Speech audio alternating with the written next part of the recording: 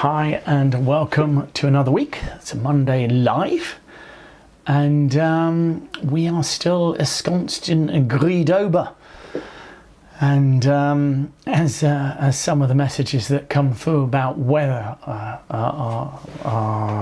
describe the difference between the different parts of the country. So I had a rather lovely family barbecue, as it were, with friends, and last night, but I have a feeling a little bit further north got rather wet at the weekend. So having said that, getting rather wet is usually a good idea to be inside playing bridge, so you can't grumble. You know, there's always a plus side, isn't there?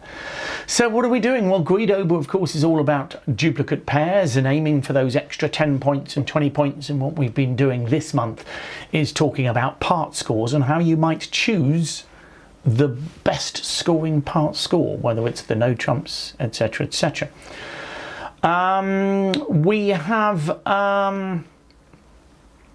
We are talking about our usual 5 levels.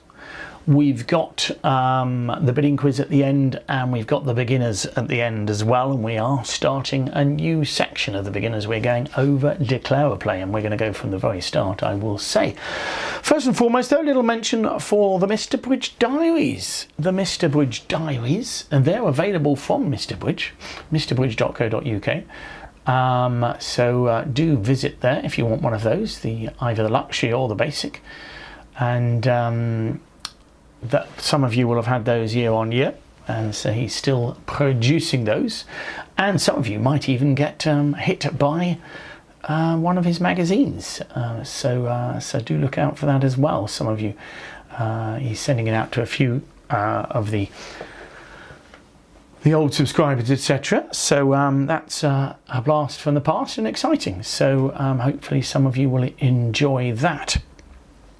Next Monday, while I'm going over the sort of various things, next Monday I am in the New Forest in Partsford House for a new venture there, so that should be exciting, but I'm not here, that is to say, so I will record a Monday live on, once again, Griedober, and trying to get the most out of your part scores. So there will be a broadcast on Monday, but I won't be here live for it. But the rest, that it only affects that Monday. The rest of the week, both this week and next week, are all as normal. So Wednesday teams and the Friday live Friday. We have finished the topic of minors. We have finished the topic of minors. We're going on to defence. So we're going on to defence second hand low, or second hand plays low. We go over the basics of that, and then we discuss some of the interesting exceptions. And so there's some quite sort of difficult elements. So as usual on the Fridays, we start slow and then speed up, as it were. So that should be fun. And there'll be a few other things to talk about as well. Quick think about what I'm doing, because I have been doing the minors on the Fridays, and if you want to take that a little bit further, we have a seminar on minors at Denham. So I'm doing the 27th to 29th of October. We talk about minors both constructively and in competition. So that's an interesting topic, so look out for that. And obviously we have a range of bridge events, so whether it's at the old barn there or another one at Partsford House, and that's for improvers, I should say, so do look out for that. Leslie wanted to do one for improvers, so that's at the beginning of December at Partsford House. I will be reporting back from there. After the coming, well, not weekend, it's Sunday to Tuesday. So it's a second event I've done on starting on a Sunday. So it'll be interesting to see what I have to say, and I'll be encouraging more of you going there, because it's absolutely wonderful, or not, we'll see. So what I'm going to do here is take you to the 5-level decision. So we had a look at this on Friday, and I'll let you have a little think about it while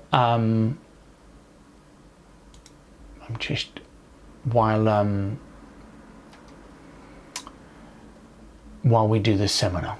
Okay, so it's a relatively simple auction. It goes 1 heart, 1 spade, 4 hearts, 4 spades, and we've all been there.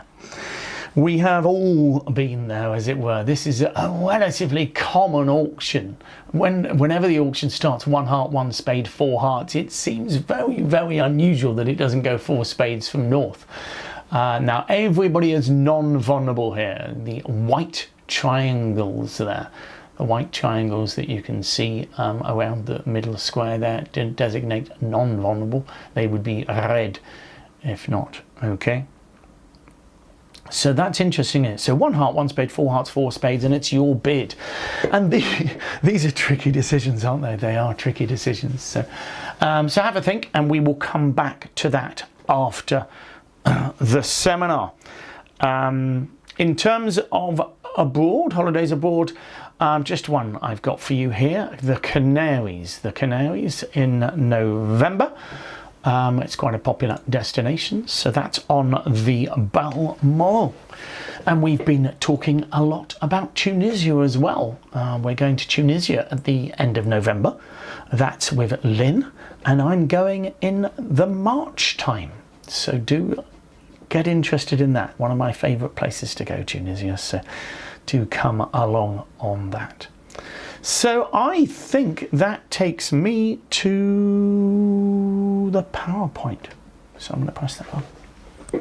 So, as always on the Monday, what I'm doing is doing a sort of a corollary to the big seminar we have on the topic of part score greed, stroke as part of Greedover. So what we've got here, I'll just start with a summary, and then what I'm going to choose is a different bidding sequence, because there's so many little bidding sequences that need thinking about along this subject. So what do I mean by choosing the best score? Well, I'll repeat what I did last week because it's useful to show the travellers. So what I'm talking about is whether we should be in a no trump or a suit, should we be in a major or a minor. There is duplicate bridge is interesting in the sense, once you understand the scoring, you understand the nuances of the extra 10 points or 20 points and how important that is. You'll understand that understanding the scoring is important. And of course, unfortunately, because we now just press a button and get told it, we often won't be aware of the score for 2 clubs plus 1 quick enough, or 1 no trump plus 1, which one's the most. 1 no trump plus 1 is more. It's 120 compared to 110. Knowing that, if you don't know the scoring, isn't easy. And there is a traveller. This is the traveller I showed last week as well. I just wanted to quickly put it up there again to put in perspective what I'm going to be talking about in a second, which is the best part score. And the term which is the best part score is interesting, because if I tell you at teams, I want you to tell me the best part score which has the best chance of making. At pairs, I want to know the best scoring part score. Okay, because every 10 points counts. So here you could look at this travel, you'd probably think, oh yeah, clubs are the best contract, you know, but actually 2 spades plus 1 there on line 3 has outscored 3 clubs plus 1. 10 tricks they've made in clubs, but you know, making over tricks, of course, we always know is important. Okay, if you can, go for it. But no trumps, although risky a lot of the time, will often give the extra 10 points. This is a very mixed traveller, but 8 points in 2 no trumps has scored okay. Those people going for over tricks in the part scores and spades and clubs done well. Now, quite often when I give you a traveller, I'll give you the same number of tricks. Here's another one. Again, on this one, it looks like to me the focus is on making over tricks, because you'll notice there's a couple of people in 1 no trump, pair 7, 1 no trump, pair 3, 2 clubs. They've possibly got to reasonable contracts, they just haven't made enough tricks and they've got a bottom. Notice that if you make the over tricks in no trumps, you get a complete top on this board. I'm not telling you that's the best contract necessarily, but it's the one that's got you the biggest score. Okay, so no trumps can work, but you've got to work hard for the over tricks. Okay, and again, here I would say probably if I was playing teams, I'm imagining that 2 clubs is probably the contract I'd want to be in because it's safer. but you do have to make the over trick. So if you're in a better fit, make sure you make more tricks. And you'll sometimes find you work really hard. So here you'd have made 2 clubs plus 1 as pairs 1 and 2. You actually just get an average score for it, because you don't often outscore other contracts. You know, 2 spades makes 1 trick less than you, but you know. So minors, you've got to be pretty sure that you want to go for. Okay. So the auctions that I deal with in the big seminar, I'm not going to deal with specifically here, okay? So the auctions I dealt with are 1 heart. How do we respond? Do we raise with 3 card support, or do we respond with 1 no trump? Okay, really important. Now, there isn't a blanket answer. If you've got 3 card support, it's not always right to bid 1 no trump. Sorry, 2 hearts. Sometimes it's right to bid 1 no trump, and you've got to consider which is which. Okay, what about 1 heart, 1 no trump? What do you do next? Do you leave yourself in 1 no trump, aim for the extra 10 points, or you do bid a second suit and aim to play in a major? In a suit contract. It's an interesting decision. And then you can have it go further. Let's have 3 bids and then ask responder. So it's now got 1 spade, 1 no trump, 2 clubs. What should the responder be doing? Should they go back to the major? Should they stick in the minor because it's a better fit? Or should they even introduce a suit of their own? So those are the 3 sequences that I deal with in the big seminar. Those of you who are members on the side, of course, can get that. Those of you who aren't, well, sign up for a month, see what you're missing, and you can look at the big seminar on the meantime and play a few hands on the topics. A few of you have been saying some of those hands are quite tricky. Hopefully interesting them.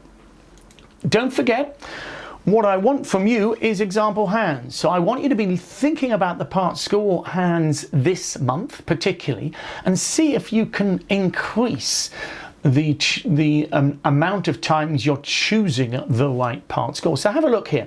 1 no trump pass. Sorry, 1 no trump question mark. That's what we're going to deal with today, that particular sequence.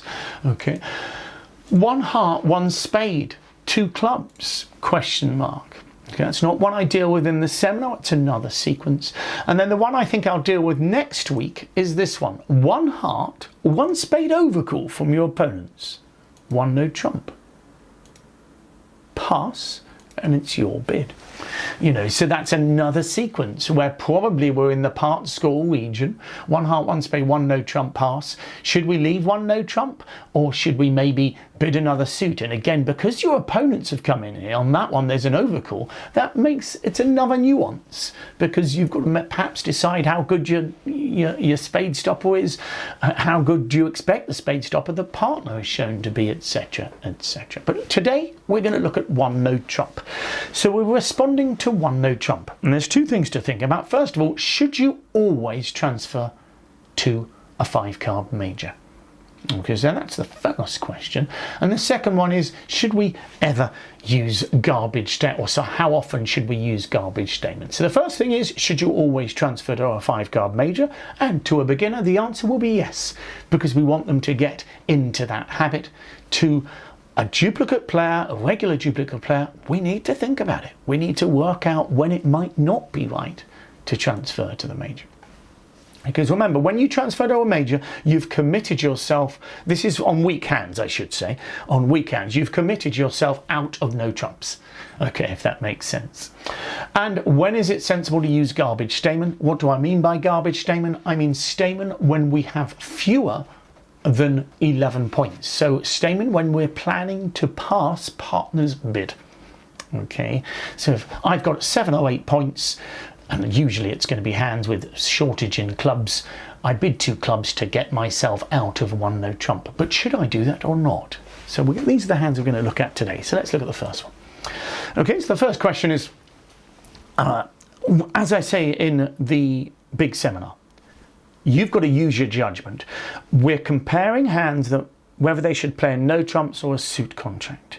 And what I generally say is this: aces and kings are great for suit contracts. Queens and jacks tend to be better for no trumps, because queens and jacks you can build tricks with. slowly. So let's say the opponents find that what they think is their strongest suit, but you've got queen jack to 4 in it.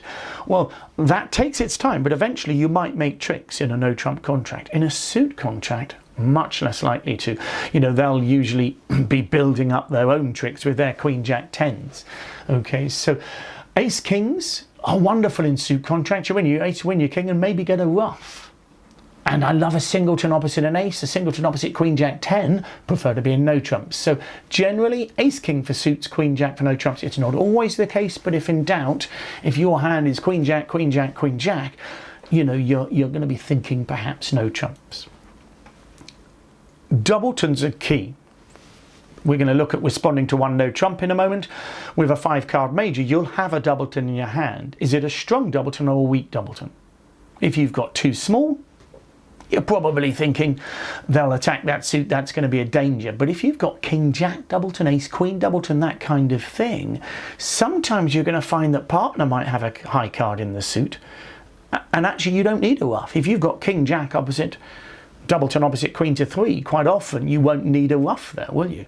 Okay, yes, they might develop it eventually, but you know, it's going to work out reasonably in no trumps as well. Now, as someone did email me this week with a hand, weak doubletons aren't always good for no trumps, because of course if you've got king jack doubleton and your partner's got too small, it can be quite painful. But we can't really legislate for that. All we can do is assess generally what we think.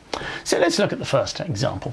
Your partner opens a no trump and it's your choice of response. And the question, really, what you're being asked here is, you've got a 5-card major, it's pretty poor. Would you transfer to it, or would you just leave one no trump and see how you get on? Okay, so that's going to be the question here for the first 2 hands. And then what I'll do is I'll put the 2 hands with their partner, and we will then decide whether we want to be in the major or not. And from the information I gave you on the previous thing here, I think you should be transferring. You've got aces and kings is all you've got. You've got no meat, okay? And you've got a weak doubleton. So what you've got to bear in mind here is, although your hearts are weak, you know that if you transfer to hearts, even if partner has a doubleton, eventually you'll probably make a heart trick. In no trumps, you're not going to make those hearts. And where are you going to create tricks from eventually? You've just got 2 aces, that's all you've got. So for me, this is a transfer to hearts. Remember, I'm basically choosing hearts as a contract. Remember, if your partner's got 3 or 4 hearts, you're definitely happy. If partner's got a couple, perhaps you're not so happy, but you might make a trick from them. Okay, but you've got control in the hand. Okay, so for me, I'm going to transfer. I've changed the hand now. It's gone one no trump. Okay, now, again, I know this is contrived, because clearly if you know my kind of seminars, this should be the opposite answer. So if anybody's bidding 2 diamonds, you can bid transfer here. Absolutely, and I think a large proportion of people do just transfer every hand, and that is fine. But what I want you to understand here is that transferring might not get you the best score here. Because yes, your king jack of clubs could be opposite 3 small in your partner's hand, but it could also be opposite 4 to the 10, 3 to the queen, and those kind of holdings. And you may well find that your holdings in clubs, diamonds and spades are going to develop tricks in no trumps slowly. Okay, so I think most of this hand is telling me that no trumps is going to be better. Okay, and even if I find a fit in hearts, I may find that I make the same number of tricks as I would in a no trump contract. Clearly, if partner has 4 hearts, it's a different matter, so be it. Okay, but I think when I've got queens and jacks and a strong doubleton, it's reasonable to choose to pass, hoping that I make the same number of tricks in the contract. So let's put them together.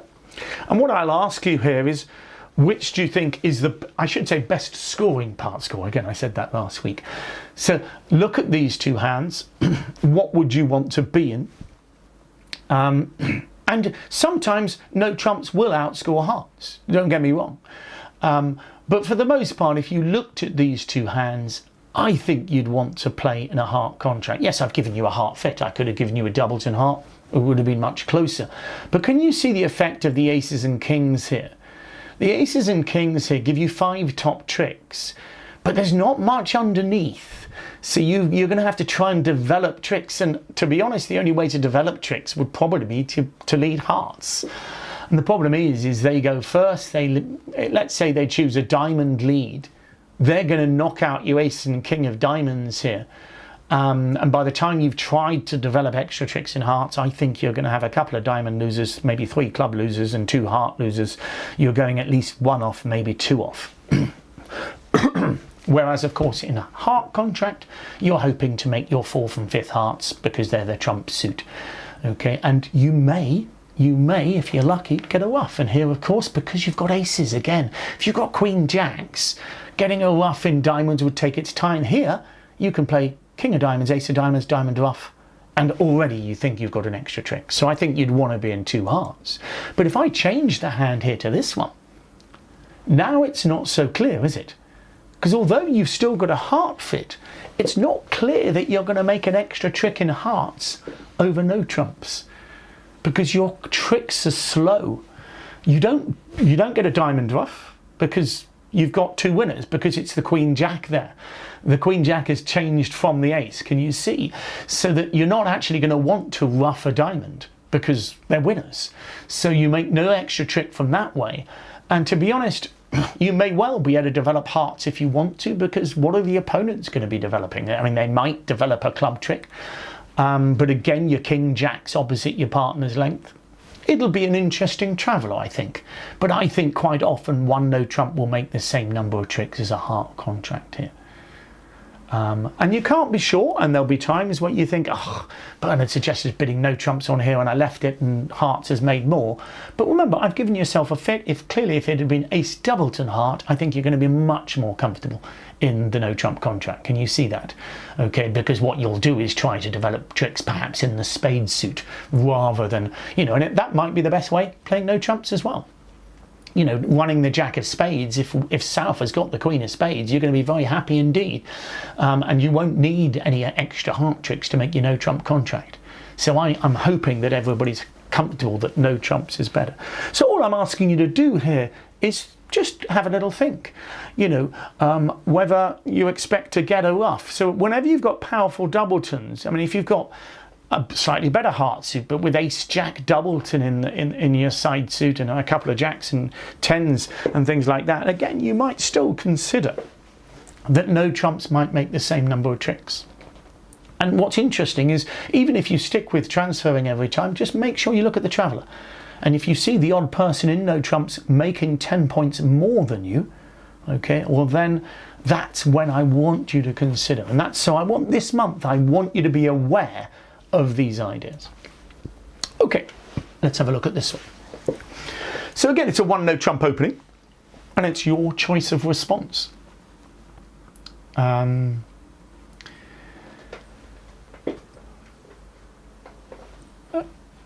It's interesting, isn't it? So you've got 7 points. So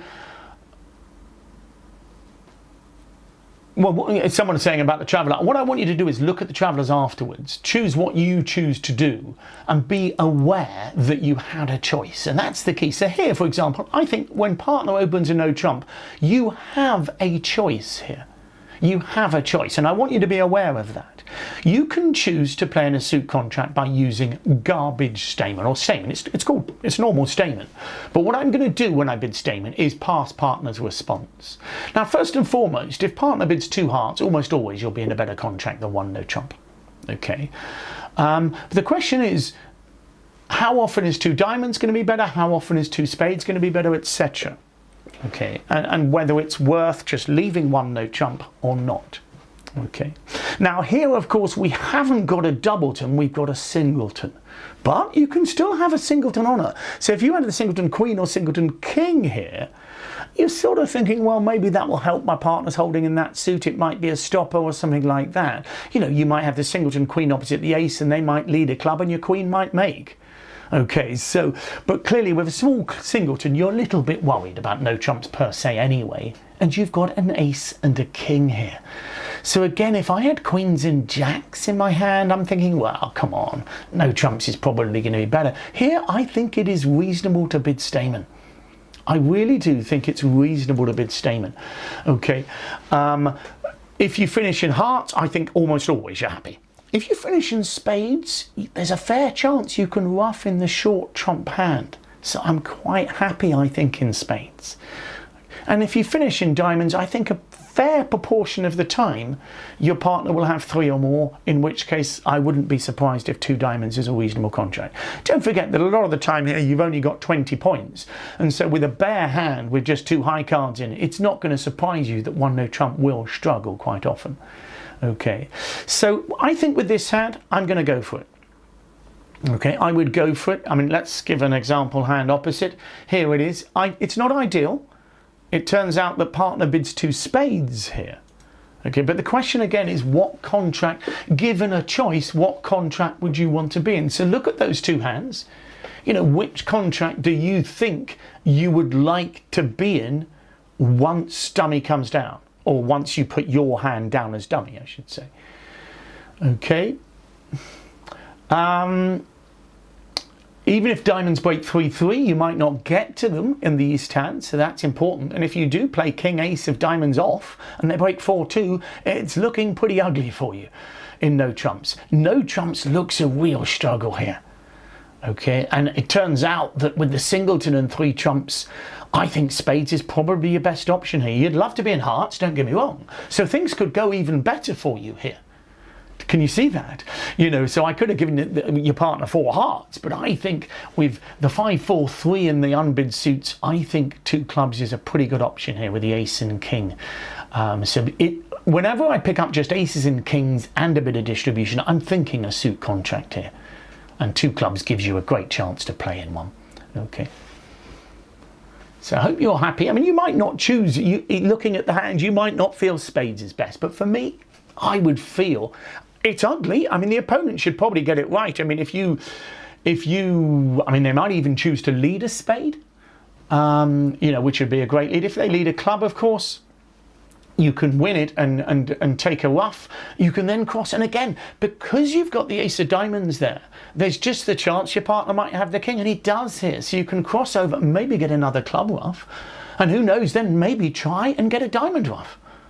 And so suddenly you could find yourself making 3 little trumps, okay, and that would be rather nice. And so even if the diamonds break 3-3, you know, you might make so many ruffs in 2 spades, you still outscore 1 no trump.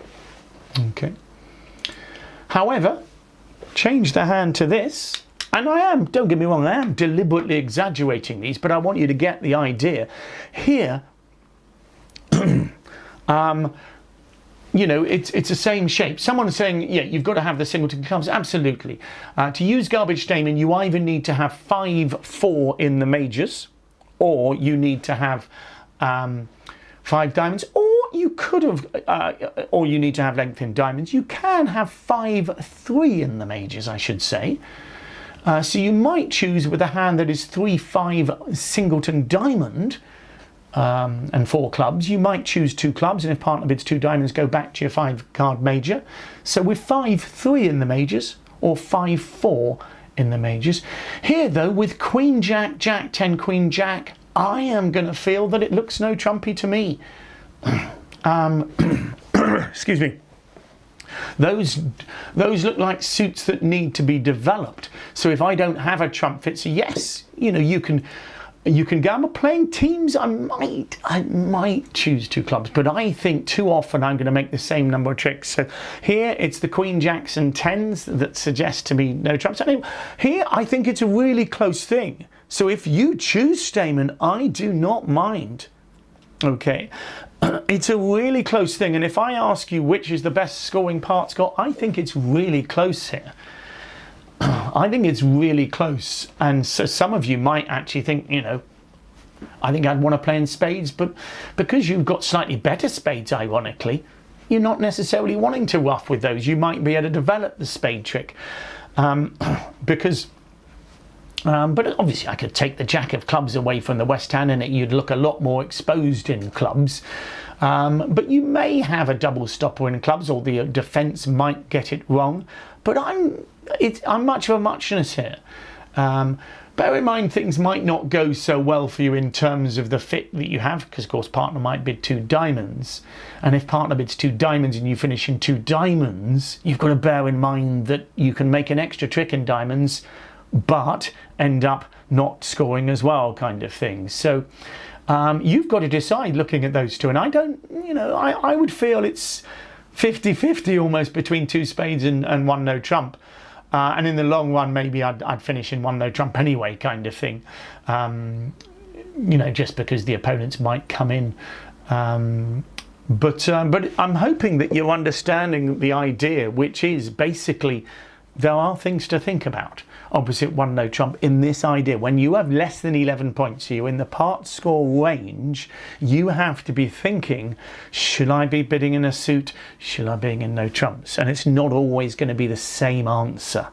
A lot of us will always transfer to 5 of major. It's not quite the right thing to do. Okay, now garbage Stayman traditionally is used for hands like this, and this is, of course, there's a very subtle difference here. When you've got a 4 count opposite a 1 no trump bid, you are not expecting to make the contract, in which case you are looking for the safest contract, and I think 2 clubs is going to get you there.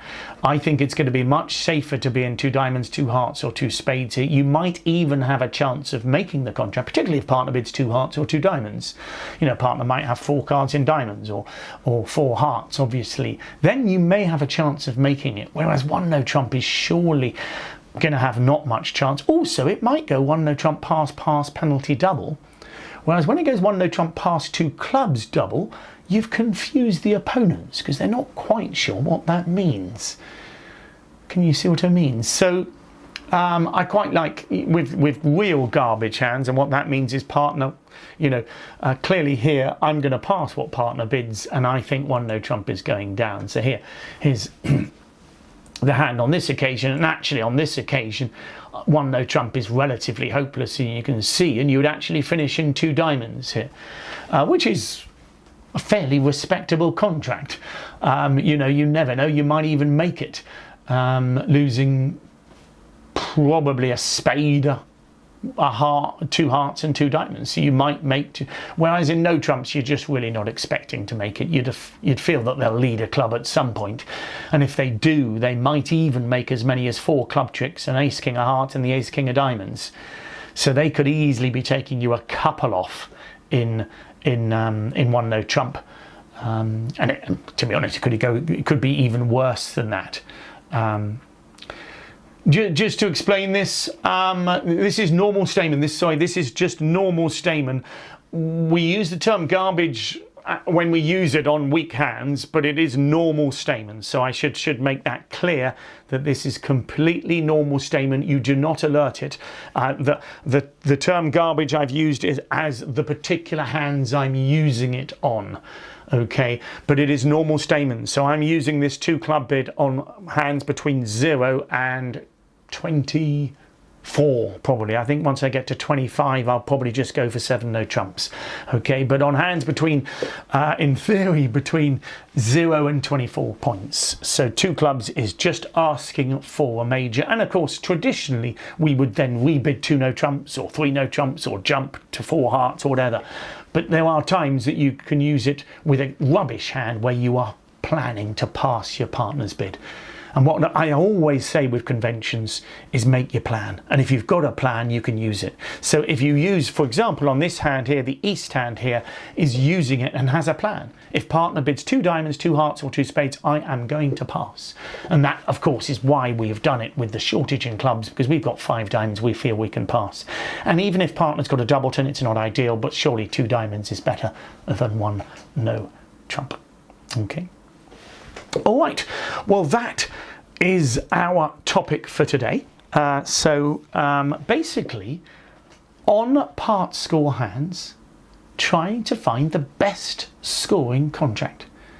And I think you'll find it's quite interesting looking at the Travellers or looking at the computer screen. So when you get given a percentage with your apps and your bridge mates, it's quite important to look at the screen. to see what it means. And unfortunately, a lot of us miss out on that experience. But if you use a Brian app or a Tabs app or whatever apps you use, you can see it on your phone, and it's really valuable for that. Or if you prefer, at the end of the event or the next morning, looking at some of the travelers where either you've scored well or done badly, looking at them and seeing why. And some of them you are going to see are because of part score hands where perhaps you're not in the right contract.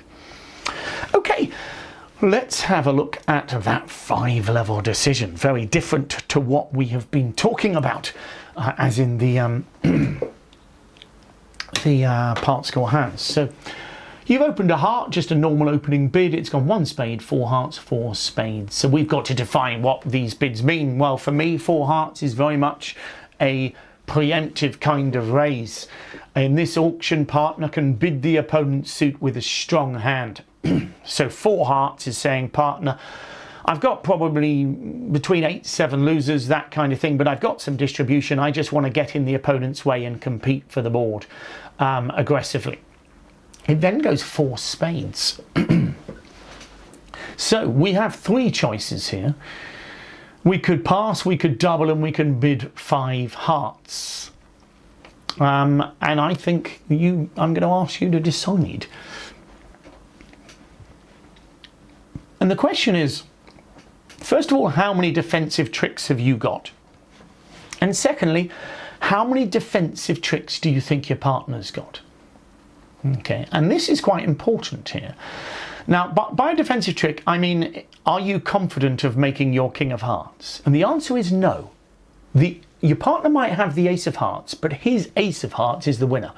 So you have no defensive trick in hearts. Diamonds, usually someone's going to have a doubleton, so there's nothing there. I'll expect a trick from my clubs, but that is just one defensive trick for definite. And partner should not have more than 2 for the 4 heart bid. And this is the crucial understanding here, that partner should not be bidding 4 hearts with a decent hand. If he's got a decent hand, he must bid 2 spades or 3 spades or whatever other bid he finds, or bid a new suit first if you prefer that.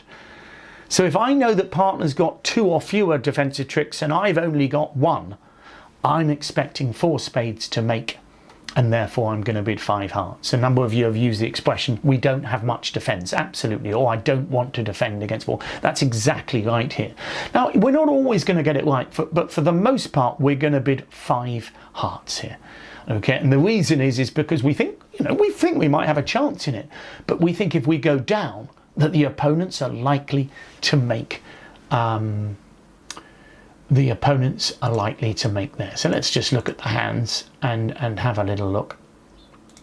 I'll just take so I'm going to bid 5 hearts with this bid, with this hand. And I love partner's hand. It's a brilliant hand. I mean, partner could have 2 aces, and we could there will be times where 5 spades is going down, and 5 hearts, 4 spades is going down and 5 hearts isn't making. But for the most part, the West hand is exactly what I'm expecting for him. He can have 1 ace, but rarely should he have 2 aces. So he might do, but rarely. And as I say, our king of hearts doesn't make a trick. Okay, so there is a chance that they will bid 5 spades, absolutely. And they might get it wrong. And I've taken control here. It's a difficult decision for them. They might pass 5 hearts out as well. South has a particularly good hand, but not distributional. So South should not be bidding 5 spades with this hand. Really shouldn't be bidding 5 spades. Whereas, but will South double? I'm not sure.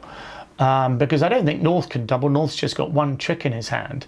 So I think it's tricky for them to judge. As you can see, we've got 3 aces off the top to lose. And they can make 4 spades, can they? I'm not even sure they're going to make 4 spades here. I think it's going to be difficult to avoid an end play, possibly, I think. So I think we might be able to end play east. Unless there's a 4th club there. No. So on the layout here, I think you've got to bid 5 hearts here. if you get the defence exactly right, I think 4 spades will go one off. But I think, you know, and this is what I'm saying, so sometimes because the ace of clubs is in the north hand, it might not work out so well for you. But change the aces around and it will. So in the long run, if you have no aces in your hand, generally you're expecting them to make. But absolutely, I mean, I love these auctions from Temple One. This is why I love to play live, because this is a live auction. 1 heart, 1 spade, 4 hearts, 4 spades, 5 hearts, 5 spades. Such a common auction when you're playing live, because you just have that, you know, you go with the flow of the auction. I mean, you know, tempo sensitive is an issue, but I mean, you know, it's more almost the feeling. I would call it a sensation sensitive auction, in the sense that there's a feeling around the table. I've seen so many auctions go 1 heart, 1 spade, 3 hearts, 3 spades, 4 hearts, 4 spades, 5 hearts, 5 spades. You know, hesitations don't make so much difference in this auction. Why? Because nobody has any idea why people are hesitating. So interestingly, when you hesitate in this auction, are you hesitating because you want to double? Are you hesitating because you want to bid? So actually, it's not such an easy thing. So a director won't just simply say, oh yes, you mustn't bid. Nothing like that. Because in fact, if I suddenly don't want my partner to bid in an auction, I can just hesitate and pass. So you can't, it's not like that. But it's one of those auctions that I love having live, because it has meaning. So ironically, on this hand, you know, if you chose not to bid 5 hearts, you'd get the best score.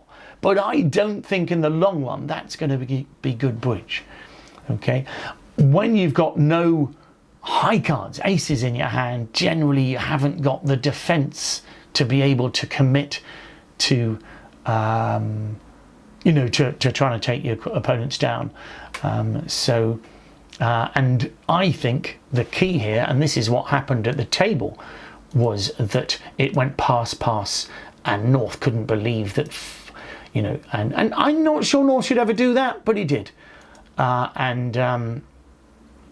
I don't know whether, I can't remember whether West doubled or not. Well, we'll double anyway. Okay, but the point was that they went on to 5 spades, and that's the crucial thing here. I think 5 hearts is going to win most of the time, but even when it doesn't win, sometimes they'll do the wrong thing. And as I say, North just had 1 ace in his hand and thought, gosh, I'm sure they're going to make 5 hearts, and therefore went on, and it turned out that 5 hearts was going 1 off.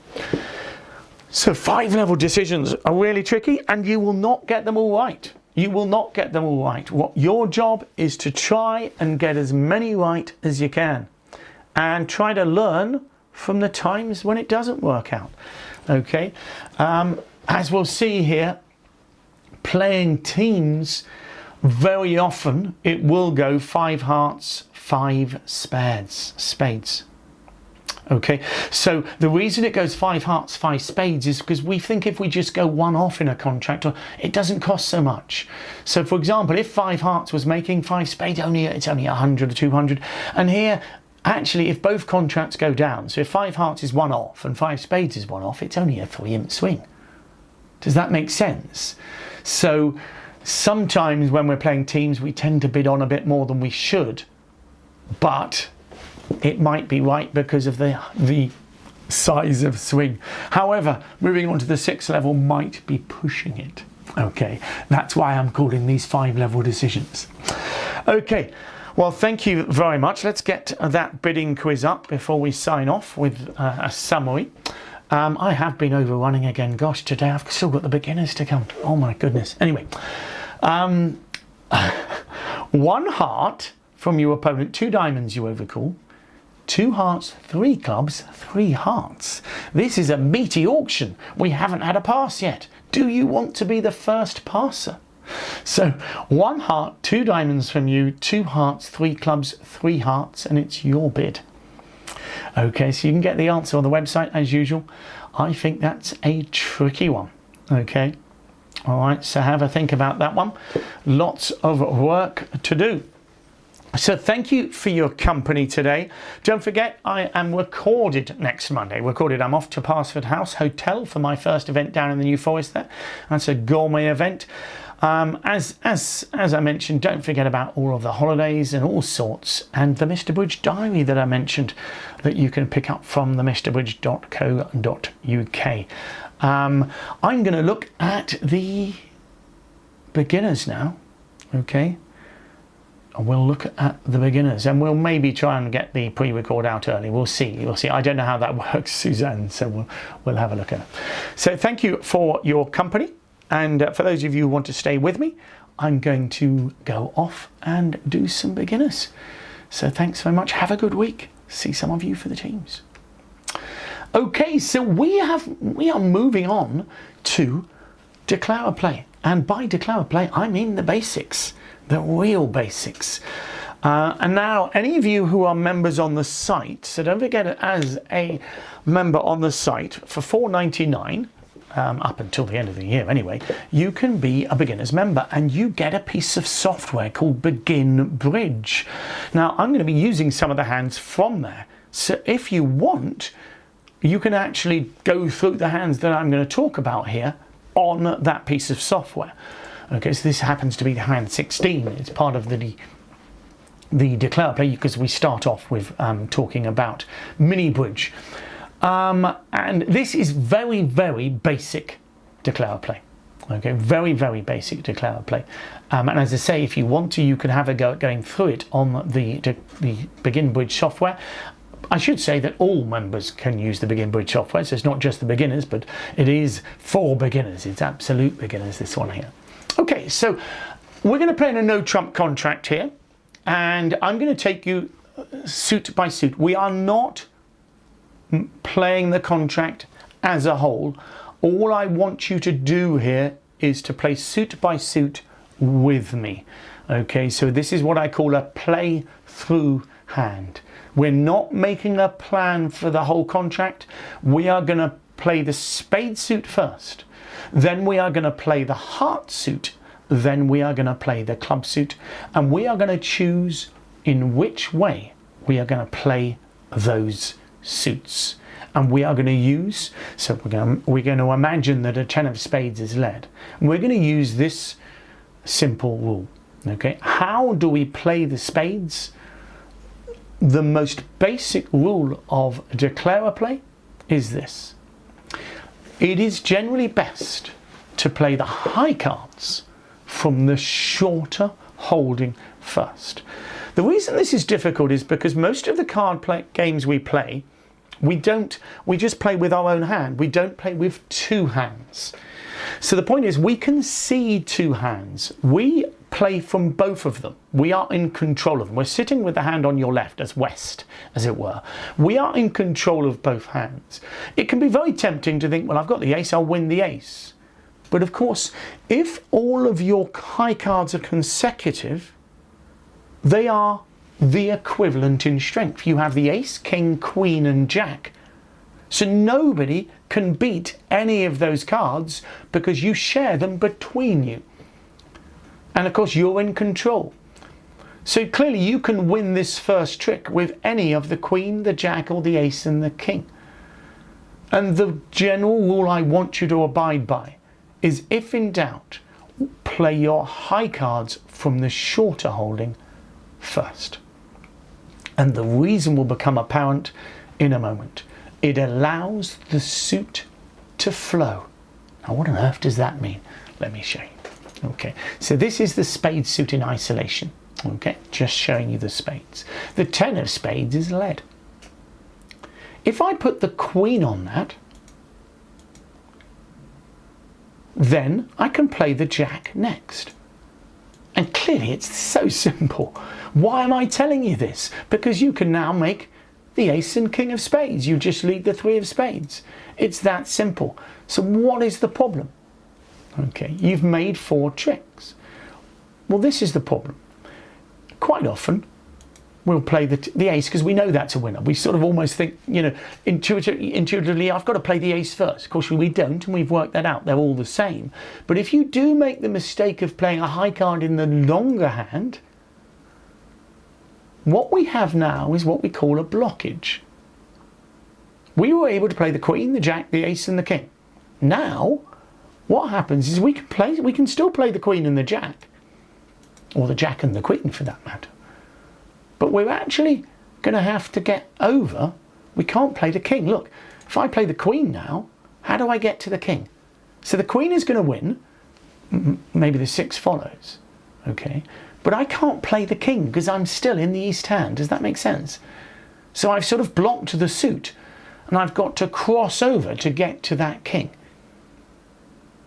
Okay, so by playing the cards in the right order, in spades, we allow the suit to play smoothly. Look at the heart suit. This is similar, but we're missing one high card.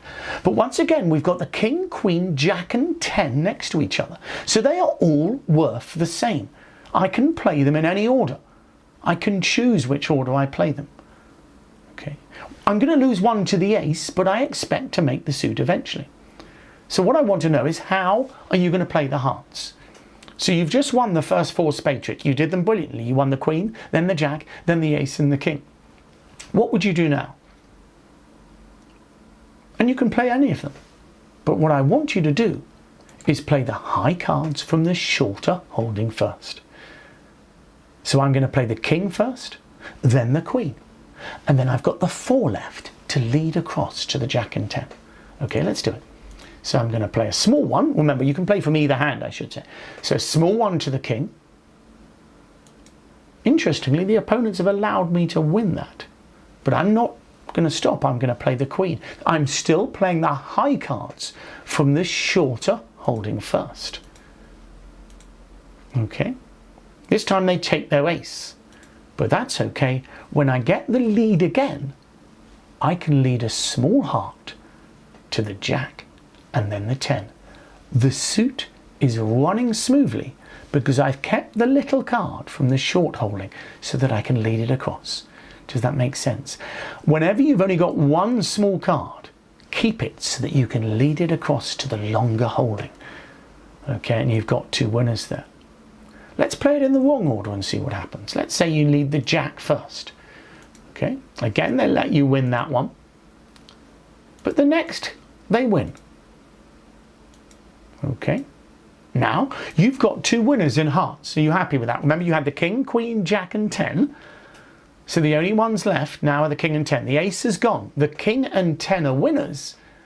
But you can't take them straight away because you've blocked the suit. Can you see that? You would win the king first. You'd somehow have to get over to the other hand to win the 10. By playing the high cards from the longer hand first, you've blocked the suit. Can you see that? The term block means the suit does not run smoothly.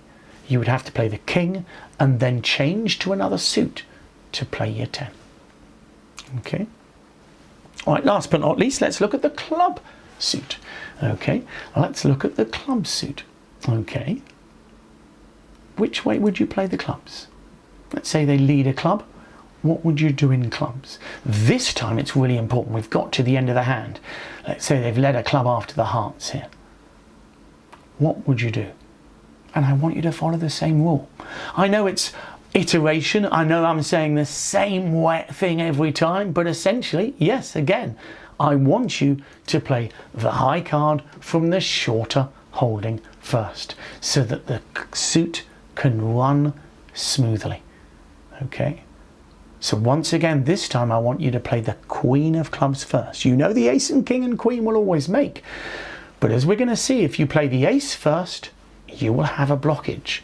Whereas if you play that queen first, it wins the trick and you can simply lead the 3 of clubs to the ace and the king. Nice and simple. Whereas if you do it in the wrong order and play the ace first, you would now have a blockage. You would need to cross to the queen and somehow get over to the king. Can you see that? So I can make the queen, but I can't get back to the king without doing something else. I have blocked the suit. Okay. So there is the full hand. You've got the spades, the hearts and the clubs, and each of those suits we played the high cards from the shorter holding. It's not always going to be in the right hand or the left hand here. It just so happens that the short holdings are in the right hand in spades, hearts and clubs. So in spades I played the queen, then the jack. In hearts I played the king, then the queen. And in clubs I played the queen. I got rid of the high cards in the short holding first, so I then can allow myself to enjoy the longer holding. And sometimes it will be 5 or 6 cards in the other hand. I might have had ace king to 6 clubs or something like that. And I play the queen first and then get over and win all those wonderful clubs. It's a simple rule. It's a guideline. You won't always do this. As you get better at bridge, you'll have different reasons for doing different things. But if in doubt, play the high cards from the shorter holding first. Okay, well, I hope you enjoyed that. That's our first steps into the basics of declare play. And once again, just to explain, you can use the hands on the Begin Bridge software. They are on the website either as a beginner's member for $4.99 a month or as a main member. Okay, but hopefully most of the main members won't need that beginner's element. Okay, but you can see the software and you can play through hundreds of hands. Some of them where I just talk you through it, others where I let you have a go yourself so that you can really have a good go at practicing. They're very much on the basics, but for some of you who like revising, it's a great thing to do every so often. Well, I hope you enjoyed that and see you again soon.